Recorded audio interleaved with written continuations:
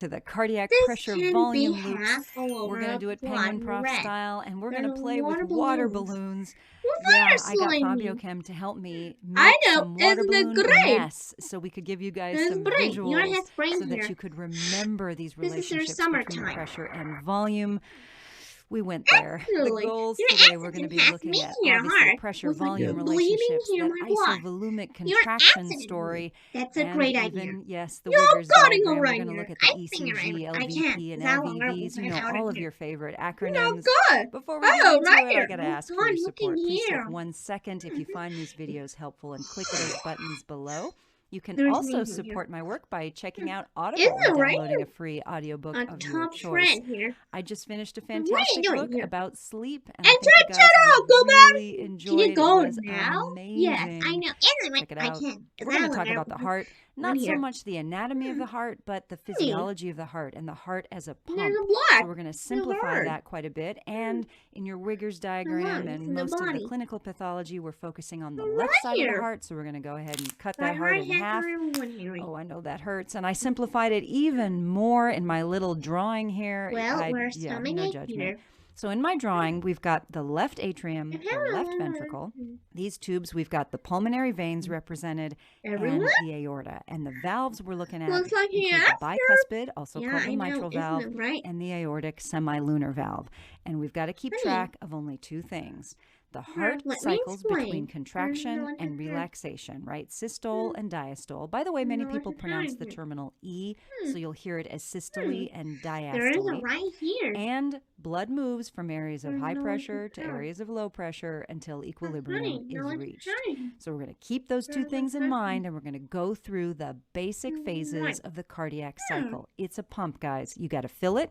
You got to squeeze it, you've got to eject the blood, and you've got to relax. That's it. Those are the 4 basic stages. There's some intermediate stages we're going to get into later. And of course, we've got to use the correct vocabulary. So we're going to talk about ventricular filling. We're going to talk about isovolumic contraction. We're going to explain what that is. Ventricular ejection, squirting the blood out, and isovolumic relaxation. You guys ready for the graph? Let's get into it. This graph shows the relationship between the pressure in the ventricle in millimeters of mercury and the volume of blood in the ventricle in milliliters. So taking those 4 basic stages that we just looked at, let's put them on the graph. So from A to B, we're filling the ventricle. You notice the volume is increasing, but the pressure really doesn't change all that much. From B to C, though, that's the big change in pressure. Now, notice the volume hasn't changed. That's why we call this isovolumic. Iso means same. Volume obviously refers to the volume of blood inside. So from B to C, we're squeezing, but the blood isn't going anywhere. And I'm going to explain to you why that's such a big deal. At letter C, the aortic valve opens and we continue to squeeze, and this is the blood ejection. So you notice the pressure continues to go up because it's still squeezing, but the volume on the X is going down because the blood is leaving the ventricle via the aorta. From D to A, we've got to relax. You always got to relax. So the ventricle relaxes and the volume, again, does not change. So we call this isovolumic relaxation. So now you've got your 4 basic stages and the 4 basic parts of this pressure volume loop. Not too bad. You're going to get this question. What would happen if the aortic valve opened here instead of at letter C? Really, a related question is, what's the importance of isovolumic contraction? What is the big deal about this? And we're going to give you a visual to help you to remember it. So Fabio, Kim, and I played with water balloons like I showed you at the beginning. This is the popping of a water balloon without squeezing it first. What the hell is going on? Oh, that is just too cool, isn't it? I could watch that for a long time. Okay, but check out the difference, what it's going to look like when Fabio Kim squeezes the water balloon before he pops it. Oh my gosh, and the water goes everywhere. That's what I wanted you to see. So we're going to take that analogy back to the graph. From A to B, you fill your water balloon. From B to C, you squeeze the balloon, but don't pop it yet. So we're building the pressure. Notice that is isovolumic. Now from C to D, that's when we're going to keep squeezing and pop the thing. So the water is leaving the balloon, obviously, but we keep squeezing it Now, from D to A, we can't simulate that with a water balloon, obviously, because it's destroyed. But of course, in reality, that ventricle relaxes. And that is a water balloon version of your pressure volume curve. Now, again, I just want to reiterate this. Increasing the pressure before the blood is ejected is what powers the blood through the body. So keep this in mind. If you pop before squeezing, you're just not going to have enough pressure to get the blood where it needs to go. You need to squeeze and then pop. Look at the incredible amount of resistance. Remember, the heart is about the size of your fist, and we've got a lot of tubes. It's an insane amount of tubes, a huge amount of resistance that the heart has to pump this blood through.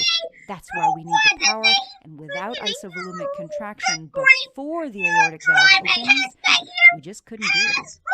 Now, let's look at this beast, the Wiggers diagram. And I want to emphasize to you that by understanding the pressure volume curve and those 4 basic phases, we're going to be able to figure this out. So we've got these 4 phases. Now, with the Wiggers, we've got to increase and add a few more. Do not panic. Now, we've got to add atrial contraction because we're going to actually look at the whole ECG. So we've got to look at the atria. Now, we've got isovolumic contraction already. This ventricular ejection actually occurs in 2 phases, what we call rapid and slow. Isovolumic relaxation, you guys already know, we looked at that. And then we have the ventricular filling, which occurs both rapidly and slowly. Again, it's not that bad. The reason why we break up the rapid and slow is simply to reflect the fact that as the pressure gradients change, that's going to cause the rate of filling or ejection to change. So we're going to look at this. So on the top, we've got the traditional Wiggers view, and on the bottom, that's the pressure volume curve that we just did. You guys ready? Okay, we're going to do this. We're going to start with atrial contraction because we start with the P wave of the ECG at the top. And you notice that the left ventricular volume is already maxed out. It's already full, but the pressure is very low. Now with this isovolumic contraction, we've got an increase in pressure, but the volume stays the same. We're building the pressure, right? So we can power the blood through the whole body. You notice that corresponds with the QRS complex of the ECG. Now we have rapid ventricular ejection. So we've got the opening of the aortic valve and a huge pressure gradient, which is what causes the blood to be ejected so rapidly. As the blood leaves and the heart finishes its squeeze, the rate of ejection slows down, right? It's just a matter of the muscle sort of running out of power and the pressure gradient really being reduced. Now we round the corner and now we start our relaxation. So you will notice that the left ventricular pressure is going to be falling, but the left ventricular volume is staying the same. Again, it's isovolumic. And finally, we've got to fill that ventricle. First, the filling is rapid because the pressure gradient is high, but as the ventricle continues to fill, the rate at which it fills slows down. So we call it slow passive ventricular filling. And ladies and gentlemen, that's it. When you put that back on the full diagram, you'll notice there's a few things that you can add in without too much difficulty, including the aortic pressure. You notice that it pretty much follows ventricular pressure, although you do have that little notch in there called the dicrotic notch where the aortic valve closes. And we have the atrial pressure, which really does not ever get that high, and the heart sounds. You'll notice the first sound we call S1, that's the shutting of the mitral valve. The second sound, S2, is the closing of the aortic valve. Your Wiggers may also show S3 and S4. Those are abnormal heart sounds. And ladies and gentlemen,